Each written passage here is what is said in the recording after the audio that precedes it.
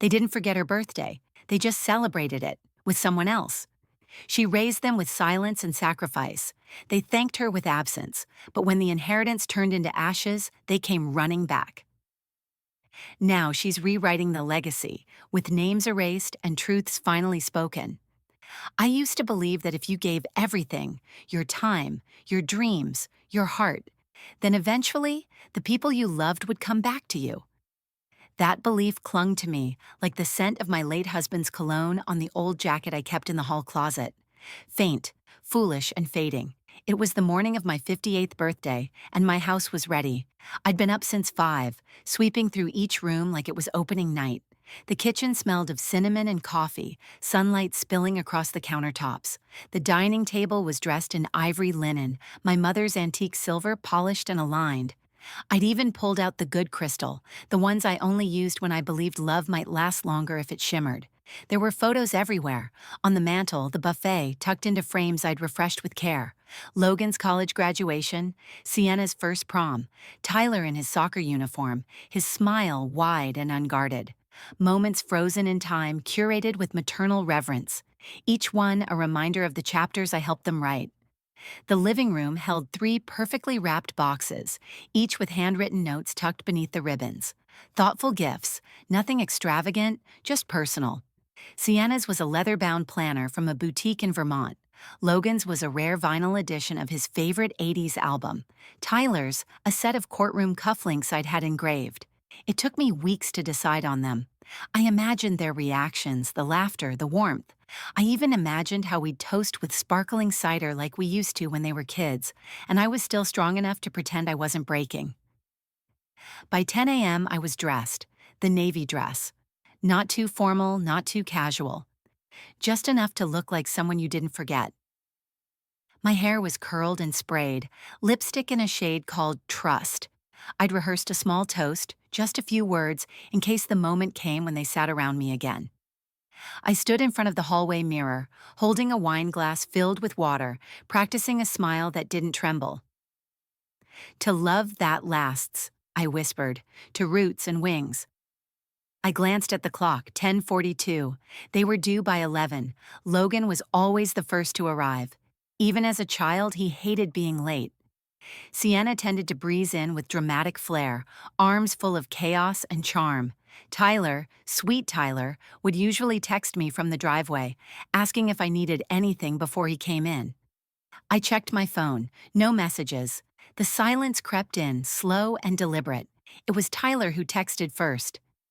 "Hey Mom, quick change of plans. Victoria's throwing a brunch too. Figured we'd do something joint there. Hope that's okay." My fingers hovered over the keyboard. Hope that's okay. I sat down, slowly, like the air had gone thin.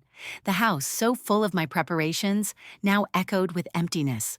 The cake I'd spent all night decorating was untouched on the counter, its icing beginning to crust.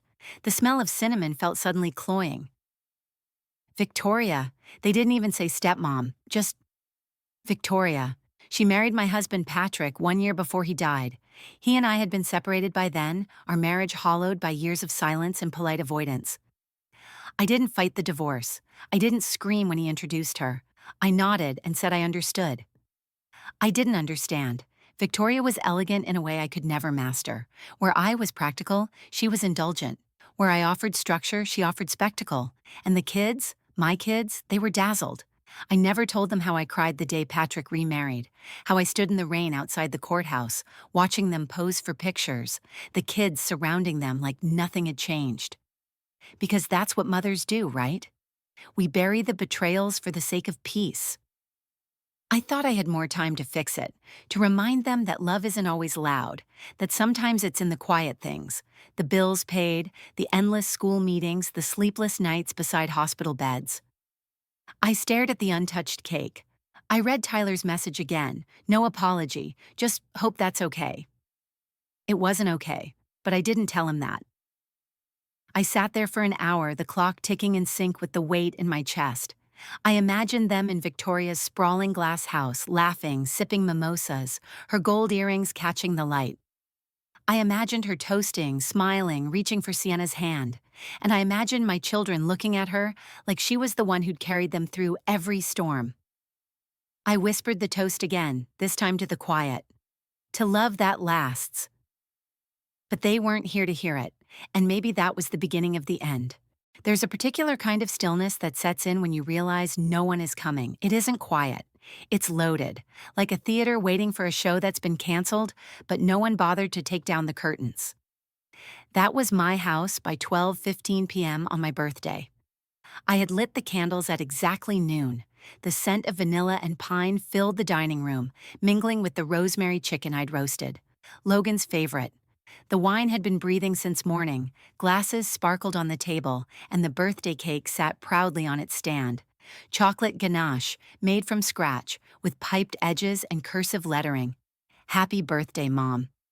I kept my smile intact for the first 10 minutes, then 20. By 30, I was refreshing my phone with every passing breath. No calls, no messages, just silence as thick and oppressive as smoke in a closed room. At 12:42, the first ping echoed through the house like a bullet. It was Sienna. Hey Mom, we're at Victoria's. Thought we'd just combine everything and do a joint dinner here instead. Hope that's cool. No exclamation mark, no emoji, just clinical casualness. I didn't answer right away. My thumb hovered over the keyboard like it was a trigger. I started typing. Deleted, typed again, erased. Cool? They thought this was cool? I sat back in the chair I had placed at the head of the table, the one with the cushion they always said was too stiff. I looked at the empty plates I'd set with care. The chairs remained untouched, and with every minute, they looked more like ghosts than seats. Memories rushed in, sharp and unforgiving. Sienna at age 6, insisting we use paper crowns for birthdays. Logan trying to make pancakes and setting off the smoke alarm. Tyler once gifting me a macaroni necklace he'd made in preschool, then crying because I didn't wear it to church. I had been the architect of all those moments. I had made their birthdays magic with glitter and glue, handmade banners and songs sung off-key. I remembered sitting up past midnight sewing a dinosaur costume for Tyler when he turned 4, though I had a fever. I remembered writing little notes in their lunchboxes even into their teen years, hoping one small sentence would be enough to remind them I loved them. And yet today, the silence felt like a verdict. I stood slowly, my knees stiff, poured myself a glass of wine, not the fancy one I'd picked for the meal, but the half-empty bottle of Merlot from last week. The good stuff didn't feel right anymore. The glass trembled in my hand, not from age, not from alcohol, from something deeper, a fault line cracking open inside me. The reflection in the window stared back, my curled hair, wilting now from humidity. Lipstick faded, a woman trying to pretend the room wasn't caving in around her. I watched her closely. She looked like someone who'd spent her life being practical, dependable, not dazzling, not irresistible, not Victoria. Victoria with her polished laugh and effortlessly styled waves, with her Instagram-perfect life and the kind of charm that sparkled even when she lied. She had always known how to command a room. She made everything look easy, motherhood included. I wasn't like that. I didn't have designer furniture or curated family vacations. I had sturdy furniture and fading albums. I had values I hoped would root them: compassion, discipline, resilience. But maybe that wasn't enough. Maybe I was the kind of woman who got replaced. I took another sip. My chest burned, but I wasn't sure if it was the wine or something older. An ache I'd learned to ignore for decades. What if I'd failed? Not as a provider, not even as a protector, but as a woman they could admire. I pulled out my phone again. No missed calls, no voice messages. I clicked over to Instagram, not even sure why, and that's when I saw it. Sienna's story, a boomerang of champagne flutes clinking over a gold-trimmed table. Victoria at the center, smiling like a pageant queen, holding a knife over a 3-tiered cake. My cake had only one. Another clip, Logan raising a glass. To the woman who gave us what we didn't know we needed. Sienna chimed in, laughing. To the mother we never expected, but always needed. Tyler was smiling, laughing. My breath left my body so hard it made my chest heave. I set the wine glass down before I dropped it. My hands were shaking too much to hold anything. Not stepmom, not even Victoria. Mother. The word was a knife. I looked over at the birthday cake still sitting on my table. The frosting had begun to harden, the candles were cold, the note I had tucked beside it, just a silly little one that said, "So proud of who you've become," was curling at the edges. I had been erased, not by cruelty, but by comparison. And the worst part?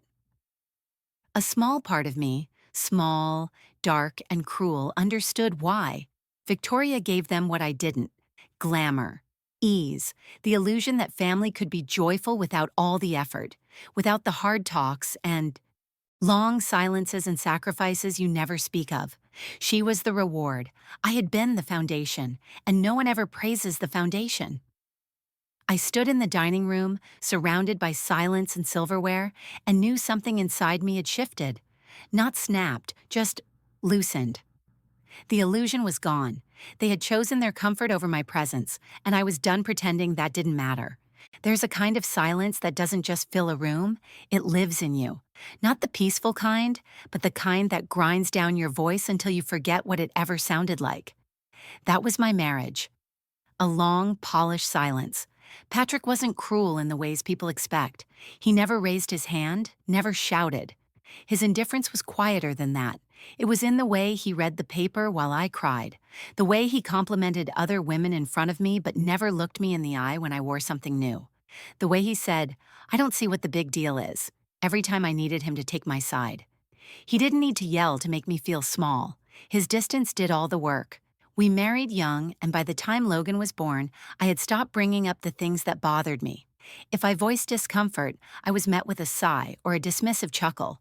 Once, early on, I asked him why he never said he loved me unless I said it first. He said, "You're strong, Evelyn. You don't need as much."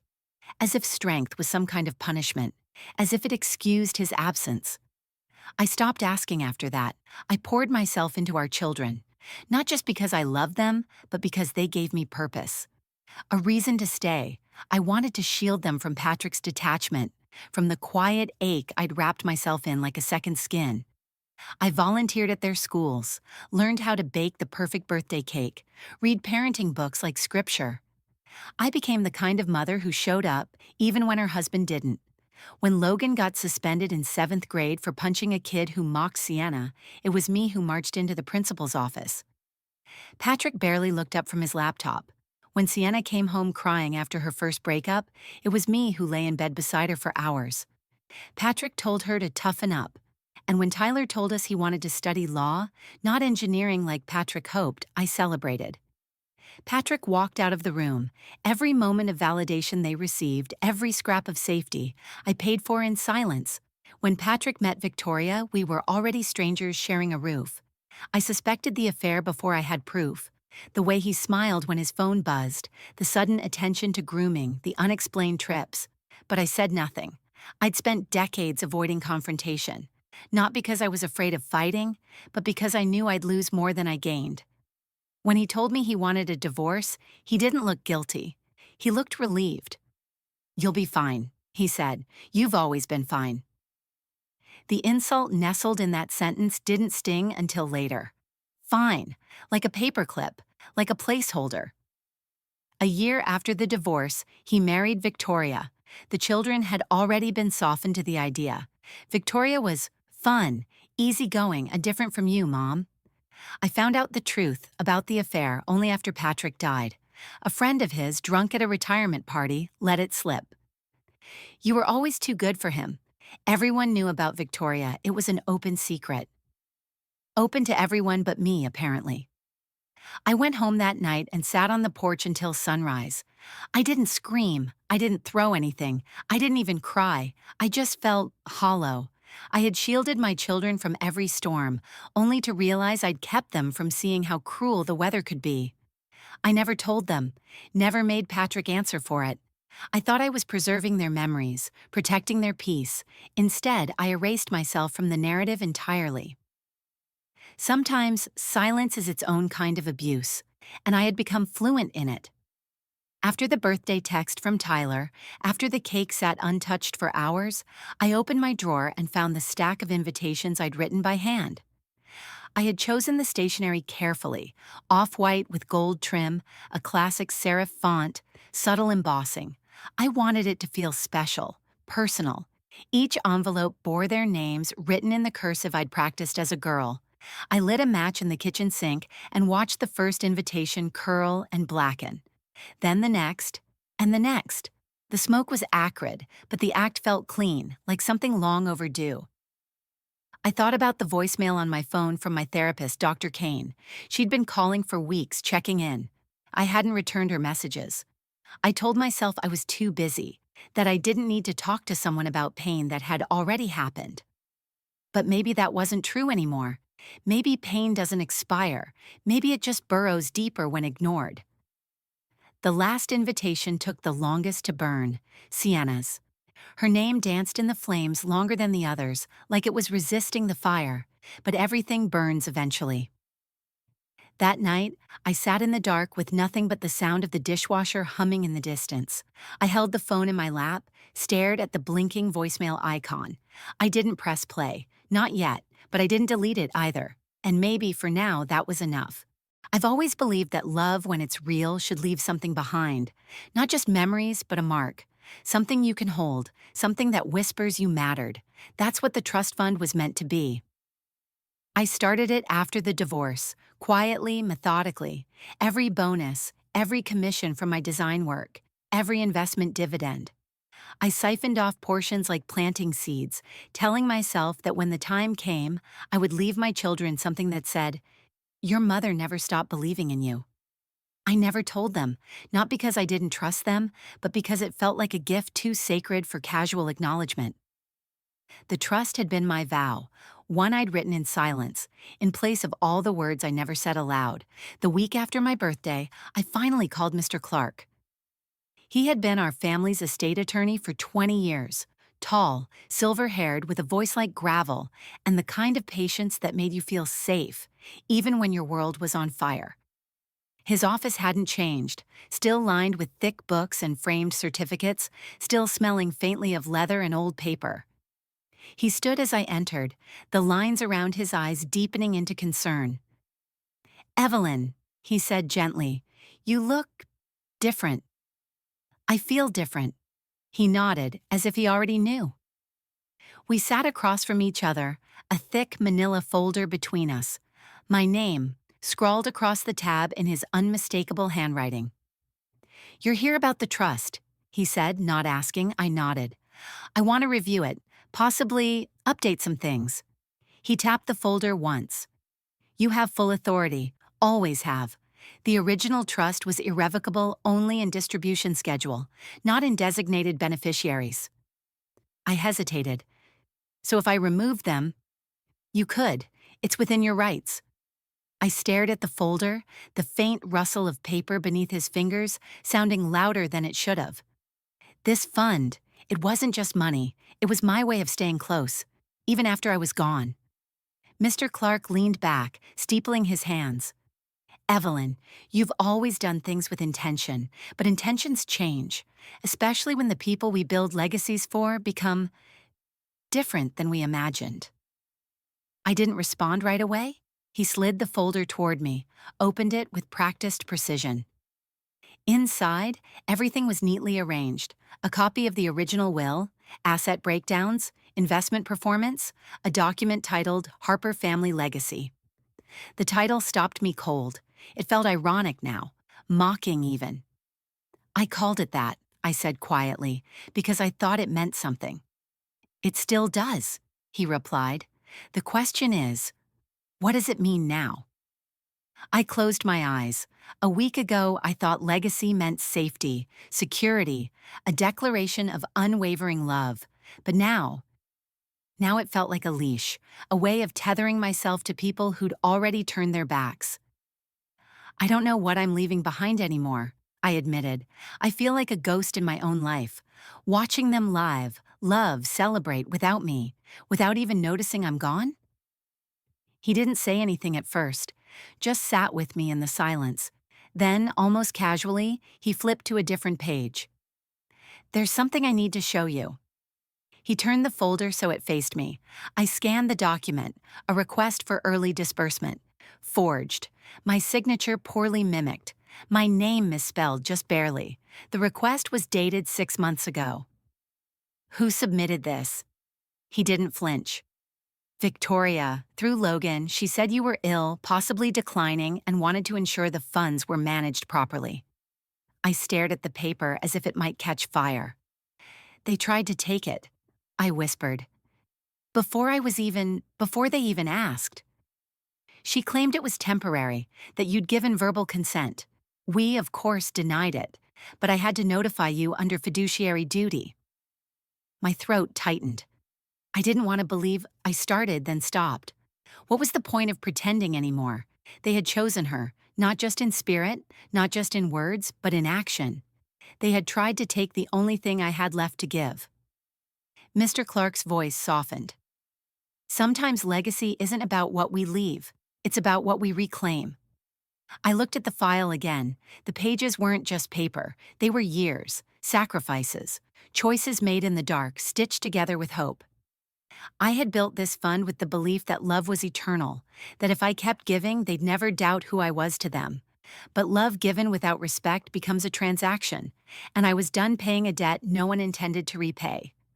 I stood, the folder in my arms now. "Thank you," I said. He nodded. "Whatever you decide, Evelyn, make sure it honors you this time." On the drive home, I didn't cry. I didn't scream. I just thought about what it meant to be erased from your own legacy.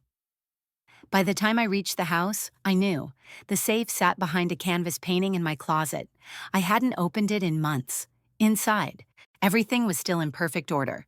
Deeds, bonds, a flash drive with passwords. The will labeled Harper Family Legacy. I stared at it. Then I pulled it out. The title didn't feel right anymore. It was time to write something new. When I called June, I didn't even know what I wanted. Just that I needed to hear a voice that remembered me before all of this, before motherhood had worn down my edges, before I had become someone my own children no longer recognized. She answered on the second ring, her voice warm and alert, as if she'd been expecting me. "Evie," she said, using the nickname only 3 people in my life had ever used. "You finally remembered I exist." I needed to remember I do. She didn't ask questions, just told me to meet her at the winter market downtown. "I'll buy the cider if you don't cry in public," she joked. I agreed, even though the crying wasn't a guarantee I could make. The market was exactly as I remembered, bustling, colorful, chaotic in the way that only December afternoons can be. Lights strung across vendor stalls blinked in reds and golds. Children squealed near the carousel. Couples walked arm in arm, steam rising from paper cups in their hands. June was waiting by the roasted almond cart, wrapped in a plaid scarf, her gray curls tucked beneath a slouchy knit hat. She hugged me before I could say a word. "You look tired," she said, blunt as ever, and about 5 minutes from combusting. "I've been worse," I admitted. She handed me a cider. "Let's walk." We strolled past booths selling hand-carved ornaments and handmade soaps. I noticed the way June's eyes took in everything, the textures, the colors, the way people interacted. She had always been a collector of details. It's what made her such a sharp writer, and an even sharper friend. "You still writing?" I asked. She shrugged. "Some memoir pieces, but mostly I'm just trying not to lose my mind watching the world pretend everything's fine." I laughed, a real one, the sound catching me by surprise. "That laugh," she said, nudging me. "You used to do that all the time, remember?" "Not really." "Well, I do." We passed a booth selling tiny wool mittens, and I watched a young mother kneel to tie her daughter's scarf, fingers fumbling against the child's bouncing impatience. "That used to be me," I said quietly, "except with less patience and cheaper gloves." June followed my gaze. "You were a good mother, Evelyn." I didn't answer. "I mean it," she said. "You weren't flashy. You didn't throw Pinterest parties or bake from organic cookbooks. But you showed up. You loved like a damn lighthouse. Constant. Unmoving." I stopped walking. Then why didn't they see it? Because your love was never missing, she said, turning to face me. It was invisible to the ones who never learned to see it. Her words landed in that deep place where truths settle, the ones we've tried too long to bury. I keep thinking, I said, that maybe if I'd been more fun, less serious, if I'd been more like Victoria, light, charming, careless in a way that makes people feel good, maybe they wouldn't have drifted. June raised an eyebrow. You mothered the way you were mothered, with quiet endurance, with service instead of spectacle. You gave them safety, not sugar highs. That doesn't make you wrong, it just makes you unappreciated until it's too late. I didn't realize I was crying until she handed me a napkin. Cider's good, she said, casually deflecting the moment. Too bad it can't fix your kids. We kept walking, but something inside me had shifted. That night, I pulled out my old leather journal, the one I hadn't touched in years. Its pages were still crisp, untouched by all the things I had never allowed myself to say. I began to write letters, one to each child, not letters I planned to send, not letters crafted with careful hope or manipulation, but raw ones, honest, messy. To Logan, I wrote, "You always feared failure so deeply, you clung to people who made you feel powerful. I wish I had told you sooner that real strength doesn't come from dominance, it comes from kindness." To Sienna, "You wanted warmth so badly, you mistook attention for affection. I saw you looking for joy, and I wish I'd taught you to find it inside yourself instead of chasing it in other people." To Tyler, "You were the quiet one, always observing, always careful. I know you saw more than you said. I hope one day you speak it." The words poured out of me like a flood that had been held back too long. When I looked up, hours had passed. My hand ached, but my chest felt lighter. I didn't know if they'd ever read them, but I needed to write them for me. The next morning, I called June again. "I wrote to them," I said. She paused. "To yell at them or to set yourself free?" "Maybe both." She laughed. "That's progress." Later that week, she invited me to a reading she was hosting at the local library. I went, wore a red scarf I hadn't touched in years, listened to strangers read words they'd written in pain and in hope. And for the first time in a long while, I didn't feel like I was pretending to be someone else. I was Evelyn Harper, not just mother, not just wife, not just the sum of 1,000 sacrifices, but a woman, still here, still flickering, still alive. The voicemail had been sitting there for weeks. I looked at it, thumb hovering over the play button more times than I could count. But I never hit it, until one night, after rereading the letters I had written to the kids, again, alone, I finally pressed it, just to see if I could still listen to someone who saw me. "Hi, Evelyn, it's Dr. Kane, just checking in. You've missed our last few appointments, and I wanted to make sure you're okay. You don't have to call back, but you might want to talk. I'm here." The voice was calm, not pushy, not judgmental, just unavailable, and maybe that was what I needed more than anything, someone who didn't need anything from me. I called the next morning. We scheduled a session for Thursday. I almost canceled twice, but I didn't. When I walked into her office, the familiar scent of lavender and old carpet wrapped around me like an unwelcome truth. Dr. Kane looked exactly the same. Gray sweater, wire-frame glasses, hair in its usual twist. Time doesn't move inside therapy rooms, only truths do. I didn't ease in, I crumbled. "I made a cake," I started, my voice catching in my throat. "I cooked their favorite dishes. I laid the table, and they were somewhere else, laughing with someone who took my place." Dr. Kane said nothing. She just nodded, waiting. "I spent my whole life performing love," I said. "Not the shiny kind, the practical kind, the doing kind, and they didn't even notice when I disappeared." She leaned forward, her voice gentle but unwavering. "You've been performing worthiness, Evelyn. You believed if you did everything right, stayed quiet, stayed strong, that you'd earn permanent space in their lives." I stared at her. "I never wanted to earn anything," I said slowly. "I just wanted to be seen." "And you were," she said. "But not by them.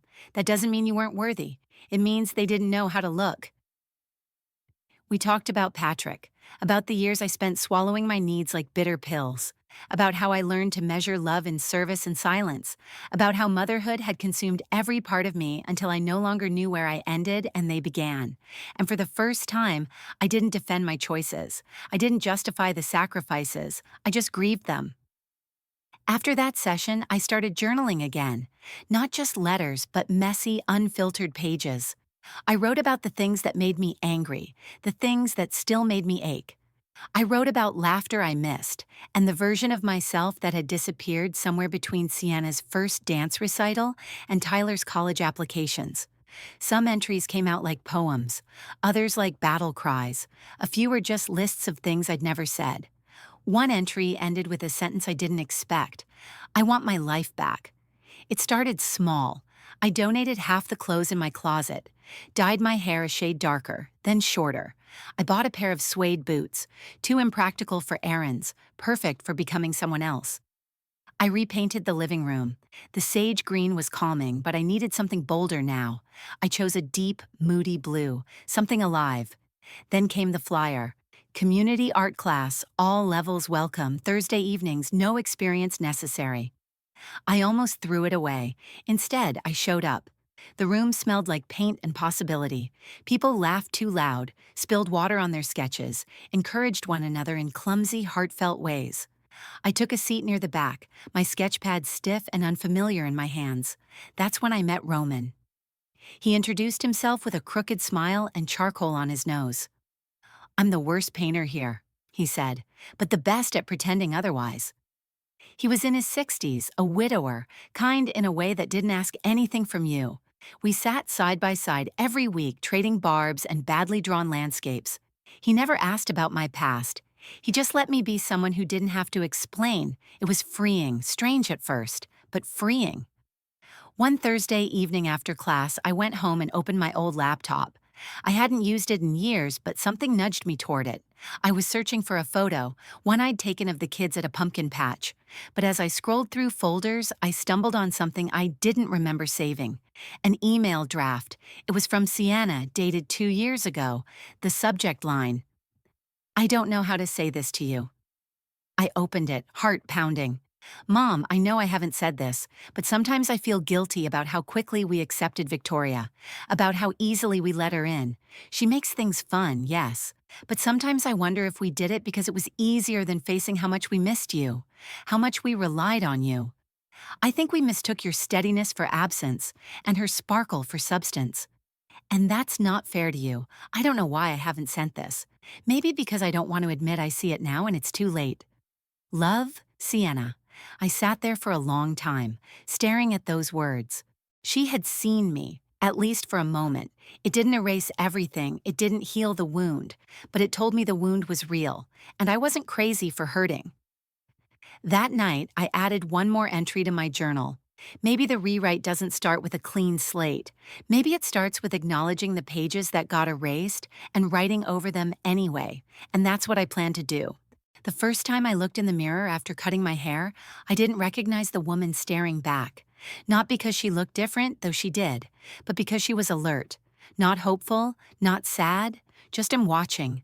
Like she'd finally stopped waiting for permission to feel what she felt. I leaned closer, brushing a strand of newly shorn hair from my face. The lines around my mouth were deeper than I remembered. My eyes, still sharp, now carried a kind of defiance. I didn't smile, but I didn't look away either. I'd spent decades dressing myself in patience, in practicality. I wore devotion like armor and called it love. But something about seeing myself now, undecorated, unsoftened, made me realize how long I'd been living like a character in someone else's story. That afternoon, I opened a blank document on my laptop and titled it Notes from the Middle. Not a memoir exactly, not yet. Just a collection of pieces I needed to piece back together. Memories, reflections, small rebellions. I wasn't writing for revenge or vindication. I was writing because there was finally space in my head where grief used to live. It started with the day Patrick left, not the actual day he moved out, but the day I realized he had stopped seeing me. Then I wrote about the birthdays, the ones I made magical with glue sticks and glitter, and the last one that sat untouched like a funeral buffet. I wrote about the day Sienna cried after failing her driver's test and how I took her to get milkshakes anyway, telling her some failures are just beginnings dressed wrong. And I wrote about how I had once mistaken exhaustion for fulfillment, how I thought if I gave everything, the people I loved would never leave. But now I saw it differently. Now I was beginning to see their choices not as personal rejections, but as echoes. Echoes of a system, a culture, a family history that trained all of us to confuse silence with stability and visibility with value. A memory came back to me then, uninvited but sharp. I was 16, helping my mother wash dishes after one of her rare family dinners. Her hands were red from scrubbing, her shoulders tense. I had asked her why she never sat down with us to eat. She'd said flatly, "Don't expect thanks for sacrifices. If you need gratitude, you're doing it for the wrong reasons." I remember going quiet, unsure of what to say. I'd carried that lesson like gospel. Love doesn't demand acknowledgement. Real women give and disappear doing it. And I'd lived that truth so thoroughly, I forgot to question it. Until now. Maybe the mistake wasn't in loving too much. Maybe it was in loving without boundaries, without pause, without allowing anyone to see me bleed. I wrote that sentence in my document and bolded it. Then I painted. For years, an old family portrait had hung above the fireplace. All of us sitting stiffly in a photographer's studio, Patrick in his navy suit, me in a lavender blouse I hated, the kids looking half distracted and overposed. It had always felt forced, a moment caught, not created. I took it down and placed it on an easel in the sunroom. At first, I just stared at it. Then I dipped my brush into color. I didn't cover the faces, I fractured them, blurred the lines, let the shapes melt into one another. I painted over the background with wild strokes of ochre, teal, crimson. It wasn't beautiful, but it was alive, raw, real. Roman saw it 2 weeks later when he came by after art class, holding a thermos of his latest failed attempt at mulled cider. "You repainting the past?" he asked with a grin. "Something like that." He studied the canvas, then said nothing for a while. Finally, "You know, in Japanese pottery, when something breaks, they fill the cracks with gold. Not to hide them, but to show the beauty in what survived." I looked at him, then back at the portrait. "I think I've been filling the cracks with silence," I said. He nodded. "Gold's more interesting." Over the weeks, Roman became my mirror, not one that reflected who I had been, but one that reminded me of who I still could be. We didn't talk about our wounds every time. Sometimes we just talked about books, or wine, or which brushstrokes could convey sorrow better. But slowly, a rhythm grew between us. Gentle, unspoken, familiar in the way true companionship always is. He never asked about my children, but once I told him anyway. "I thought they were my legacy," I said. "They still might be," he replied, "but you're not finished writing yours." That night, I added another page to notes from the middle. A list, simple but sacred. Things I've reclaimed, my mornings, my voice, the right to change my mind. Laughter that doesn't hurt, my name, Evelyn, not just Mom. The list was longer than I expected. Maybe I hadn't lost everything after all. I thought updating my will would feel like dying a little early. Instead, it felt like waking up. Mr. Clark didn't ask questions when I arrived at his office. He offered me tea, nodded politely when I declined, and opened the file labeled Harper Family Legacy. The words looked foreign now, like a name on a gravestone that didn't belong to me anymore. "I want them removed," I said. "All of them?" he asked gently. I didn't flinch. "Yes, all of them." He hesitated only for a second, then began scribbling notes in tight practice strokes.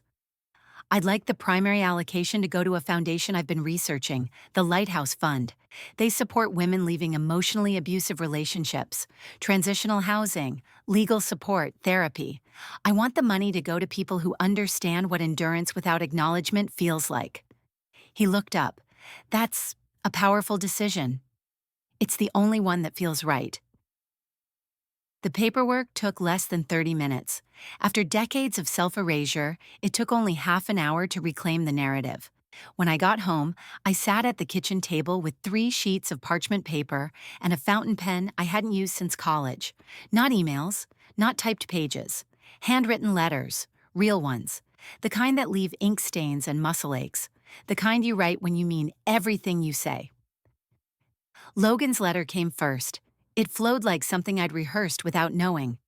Logan, you were my first, the one who made me a mother, the one I held while learning how to hold myself together. You were always clever, calculating, a leader even when you didn't want to be. But somewhere along the way, you learned to reward charisma over character, to believe that charm was substance, that confidence meant correctness.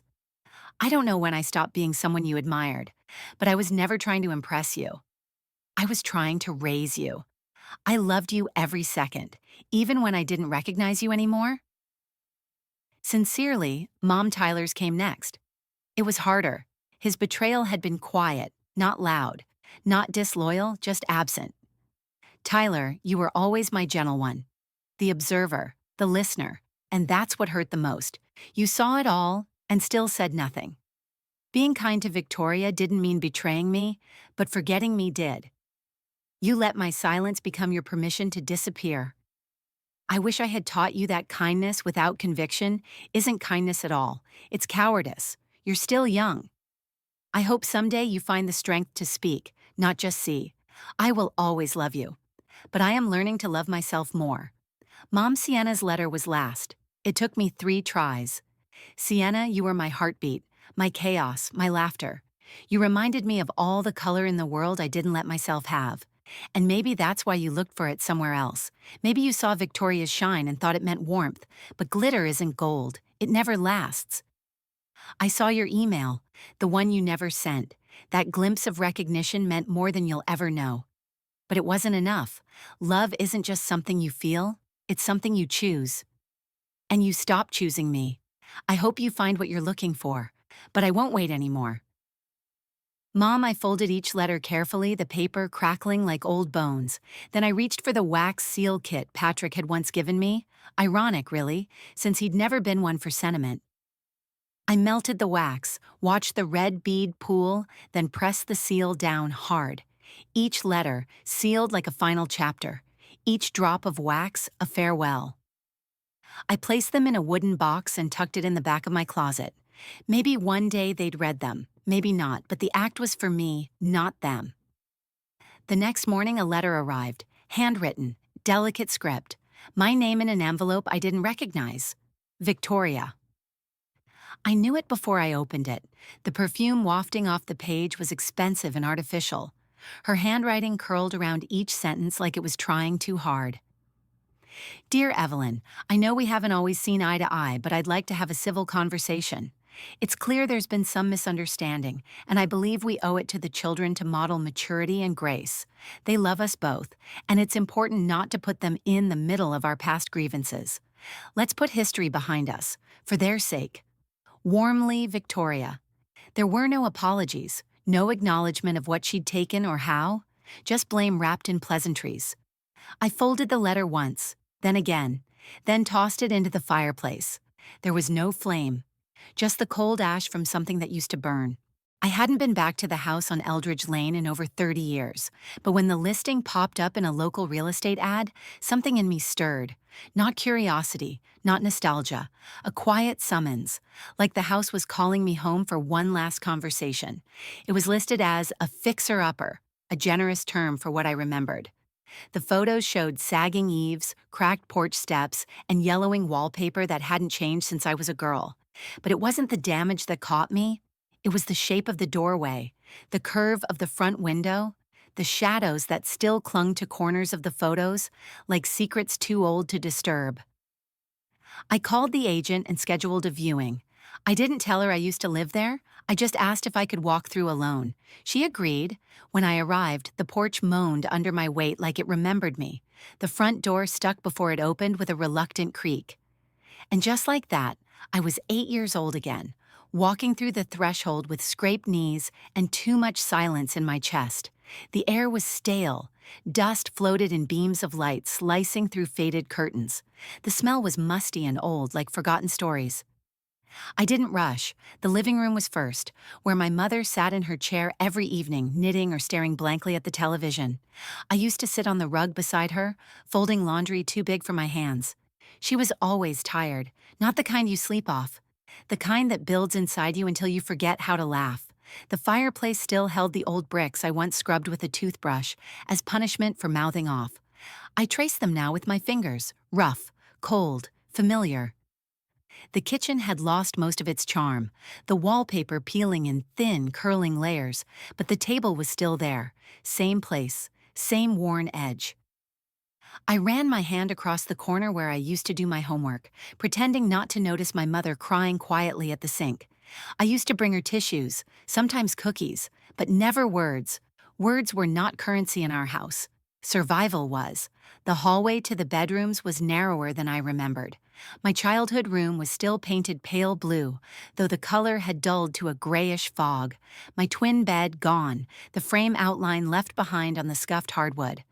I closed my eyes and saw it clearly. Me, lying under the covers, pretending to sleep while my parents argued in whispers behind the thin walls.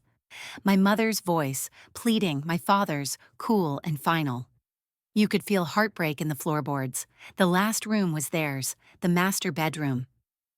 I hadn't stepped foot in it since the night my mother told me, in a voice void of emotion, that Dad had left for good. She didn't cry then. She just said, "Sometimes love isn't enough." But years earlier, I remembered the opposite. The day I found her on the floor beside the bed, her face buried in her hands. I was 10. I didn't understand. I'd sat beside her, not knowing what to do. I reached out and touched her back. She didn't move. "I can make you toast," I'd said, "with cinnamon, like you do for me when I'm sad." She didn't answer. I think that was the day I learned that fixing people wasn't about what you said. It was about not leaving. But I left her eventually too. Not out of spite, out of repetition. Out of the inherited silence she passed down without meaning to. Now, in the empty room, I knelt beside the place where the bed had once been. There was a loose floorboard near the far corner. I remembered it vividly, how I used to hide notes, trinkets, secrets from myself. I pried it up. The space beneath was dark, dry, untouched. I pulled a small slip of paper from my coat pocket. I'd written the words that morning, folded them carefully, "You did your best." I tucked it beneath the floorboard and closed it with care. Not for my mother, for me, because for the first time I understood her, the weight she carried, the exhaustion that made her quiet, the way she gave everything and still felt like she wasn't enough. She had survived by shrinking, I had survived by giving. Both of us erased in different ways. I stood up slowly, my knees stiff, my heart heavier but clearer. As I turned to leave, I whispered into the empty space, "I forgive you." And it echoed back, not from the house, from inside me. Forgiveness, I realized, isn't a door you walk through. It's a mirror, one that shows you the parts of yourself you swore you'd never become, and then teaches you to love them anyway. I stepped outside into the cold afternoon, the sun low and gold. I didn't look back. I didn't need to. It was almost dusk when I heard the knock. 3 short raps, then silence. I wasn't expecting anyone. Roman had art class, June was out of town, and the mail had already come. I opened the door slowly, heart thudding in that cautious way it does when the past shows up uninvited. Tyler stood there, older, thinner, eyes red, not from tears, but from too many nights without sleep. "Hi, Mom," he said. I didn't say anything right away. I just looked at him. The son who once spent hours building Lego castles in my living room. The boy who used to grip my hand during thunderstorms. Now a man, looking like he'd lost something and only just realized what it was. "Can I come in?" he asked. I stepped aside. He entered quietly, like someone stepping into a church they hadn't visited in years. The silence stretched until it became a third presence between us. "Nice place," he said finally. "You painted." I nodded. "A few months ago." He walked into the living room, stopping near the fireplace. His eyes landed on the painting I'd made, the one with blurred colors, fractured faces, and gold lines like broken glass mended with light. He didn't ask about it. Instead, he turned to me. I read the letter. I nodded again. I hoped you would. I didn't come to argue. Good. But I need to explain, at least try. I folded my arms, standing still. He rubbed his palms together like he was warming up for a confession. I didn't know how to choose between two moms, he said, voice cracking. I inhaled sharply but didn't break. You didn't have to choose, Tyler. You just had to remember me. He blinked, tears beginning to form. You were always there, and I stopped seeing you. Yes, I said simply. He sat down on the edge of the couch, head in his hands. I thought Victoria was easier. She didn't ask anything of us. She let things slide. She laughed at everything. And I didn't? I asked, softly. He shook his head. It's not that. You were just harder, not in a bad way. You wanted us to think, to face things, and sometimes that felt heavy. I gave you the tools to stand in storms, I said. She gave you shade, but shade doesn't help when the rain comes. He looked up at me. Logan's falling apart. I sat down across from him, heart suddenly pacing. He's broke, Tyler said. The money's gone. Victoria, she's gone too. Moved out, left a note. I stared at him. What happened? He hesitated. She convinced him to put everything into this investment thing. Said she had a friend who could double his returns. He did it behind our backs. Even borrowed against his condo. It's all gone. Was it legal? Barely, probably not, but he can't prove anything, and now he's, I don't know. Drinking, lashing out, scared. And you? I asked. I came here because I didn't know who else to go to. The irony wasn't lost on either of us. I studied my son. His posture, his guilt, the weight he now carried, the same weight I had once borne alone, silently while trying to protect them. He's asking for you, Tyler said, almost in a whisper. I leaned back, the couch pressing into my spine like a reminder of all the ways I'd once supported this family. I don't owe him anything, I said calmly. Tyler nodded. I know, I'm not asking for him. Then what are you asking for? He looked up. A chance. For me. I closed my eyes. This was the moment I had imagined over and over again. What I would say if they ever came back, not in anger or defiance, but in need. I opened my eyes and said, I'm not the version of myself you remember, and I'm not trying to be her again. I wouldn't ask you to. Good. We sat in silence for a while, not tense, just uncertain, like dancers relearning steps after a long absence. Finally, I said, I'll think about it, seeing Logan, but I won't be dragged into his wreckage unless he's willing to own it. Tyler nodded. He's not there yet, but maybe he will be. As he stood to leave, he turned back. I'm sorry, Mom, for forgetting, for choosing comfort over connection, for not seeing what you gave up for us. I'm not perfect, I said, but I was never invisible. No, he agreed. You weren't. After he left, I stood at the door for a long time. The cold air slipped in behind him, brushing against my skin like memory. Logan, broke, Victoria gone. A new wound opening, but not in me. This time, it wasn't mine to carry. The meeting wasn't casual. It wasn't warm either. It was arranged on my terms in a public place with boundaries carved like stone. We met at a quiet cafe on the edge of town, the kind where no one looked twice at sadness sitting across a table. I arrived early, not to wait, but to remember I had the right to walk away if I wanted. Logan arrived 5 minutes late. His suit was wrinkled, his eyes sunken. He looked like someone who hadn't just lost money, but identity. Hi, Mom. I nodded. Sit. He did. No pleasantries, no small talk. Just the silence of two people with too much history between them and not enough trust to build a bridge. I'm here under one condition, I said. Honesty, that's it. No theatrics, no manipulation, just the truth. He nodded, jaw tight. I can do that. I didn't smile. I didn't lean in. I waited. He took a shaky breath. I lost everything. The condo, the accounts. Victoria's money, too, though most of it was never hers to begin with. She said we could triple it, that her guy was solid. I was stupid. I let the silence settle before I responded. Not stupid, greedy, and desperate to be someone you thought you were supposed to be. He didn't argue, just rubbed his palms together and looked down. I thought if I could build more, get ahead faster, maybe she'd stay. Maybe I'd finally be the one in control. Did you love her? I asked. He looked up. I don't know. I think I loved how she made me feel, not who she was. And me? He swallowed. You made me feel safe, but not seen. That pierced, sharper than I wanted to admit. You're not entitled to my forgiveness, I said, voice steady. But you're not beyond my compassion. He blinked hard. Thank you. I'm not giving you money, I said before he could ask. I'm not rescuing you, but I will give you a conversation, a place to start over, if you're willing to carry your part of the weight. He nodded again, slower this time. I am. I want to. I need to. There was no joy in his face, just fatigue, regret, and a small flicker of something else.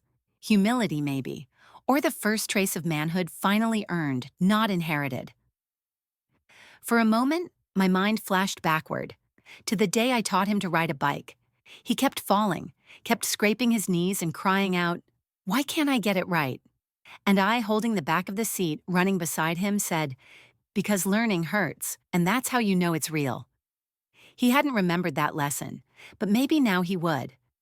Another memory surfaced, his first heartbreak, senior year, a girl named Renee who dumped him by text after homecoming. He'd locked himself in his room, refused to eat. I made grilled cheese and sat outside his door for hours. Didn't knock, didn't coax, just waited. When he opened it, hours later, his eyes swollen and red, he didn't say anything. He just sat beside me and ate in silence. Sometimes love isn't loud. Sometimes it just doesn't leave. I looked at him now, this grown man, wrecked and raw, and felt the weight of every moment that brought us here. I wrote you out of my will, I said. He didn't react. I know, he said. Tyler told me. And? You had every right to. I don't deserve to be in it. I tilted my head. Do you want to be? I want to be someone you choose, not someone you owe. That answer surprised me. A beat passed between us, quiet but charged. I reached into my bag and pulled out something small. A photo. One of him, Sienna, and Tyler at the beach, maybe 7 and 9 and 5. Sand all over their clothes, mouths sticky from ice cream. Patrick had taken the photo while I chased a kite. Logan stared at it. I remember that day, he whispered. You packed everything, even extra towels. I never thought about it until now, how you always made sure we were covered. You weren't supposed to, I said. That was my job, but it doesn't mean I didn't want to be seen. He looked up at me again, eyes glassy. I see you now. Good, I said. Start there. When I got home later that evening, I opened the cabinet where I'd kept the old photo albums, the ones we used to flip through every Christmas before they all stopped coming home. I ran my hand over the worn covers. Then I closed them, one by one. I placed them in a box and labeled it History. Then I opened a drawer and pulled out a fresh scrapbook. Blank pages, new beginnings. I labeled it Roots. And on the first page, I wrote in careful script, Today, Logan showed up. Not for help, for truth. It's not healing yet, but it's something. It's a start. If you had asked me years ago what family meant, I would have said sacrifice. Blood. The people you never leave, even when they leave you emotionally 1,000 times. But now I know better. Family is not blood. It's recognition. It's who sees you, not just when you're shining, but when you're breaking. Who stays, not because they have to, but because they choose to, again and again. I no longer confuse loyalty with silence or love with obligation. I've let go of the idea that motherhood is martyrdom, that if I just gave enough, I'd be enough. Now I give differently, and to different people. Every Tuesday and Thursday afternoon, I meet with a group of young women in a quiet community center just outside town. They're in their 20s, sharp, bruised, bright, and cautious all at once. Some have left marriages that started with love and turned into cages. Others are just now realizing their worth. I don't lecture, I listen, and when I speak, it's not as a guide, but as a witness. I tell them stories about a woman who lost herself in motherhood and found herself in solitude, about building a new life from scraps, about painting over portraits that no longer served her. They don't know my name. Not really. I go by Eve there. It's simpler, lighter, like shedding the last syllable lets me start again. One of the girls, Ari, asked me last week, "Do you ever miss who you used to be?" And I said, "Only when I forget who I am now." At night, I sometimes write essays, little memoir pieces, anonymous blog posts shared through a quiet women's network. They get picked up sometimes, shared in circles I'll never be part of, quoted by people who'll never know my face. But they know my truth, and that's enough. My home, once sterile in its perfection, now hums with warmth. There's paint on the floorboards and music in the background most nights. Jazz, mostly. Sometimes classical. Sometimes old folk songs that make me laugh even when they hurt. Roman comes by on Saturdays with his crooked smile and new sketches. We drink wine and argue about art and philosophy, like two college students who forgot they've seen more life than they let on. He asked me last week, "What's left on your list?" And I told him, "The road." So we planned it, a cross-country road trip. Just the two of us, a packed car, and no timelines. No route, really, just an intention, to see the parts of the country neither of us ever let ourselves enjoy. I always thought I had to wait for the right season, I told him.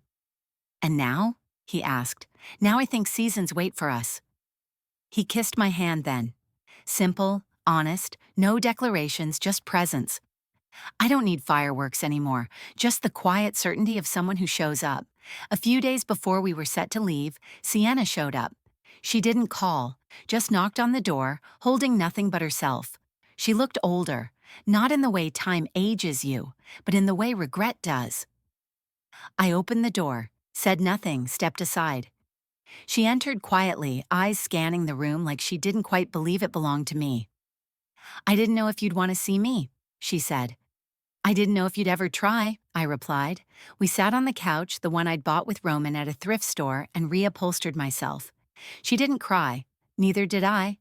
There was no speech, no apology, no grand reckoning, just two women, both grown now, both learning how to sit in the tension of what wasn't said.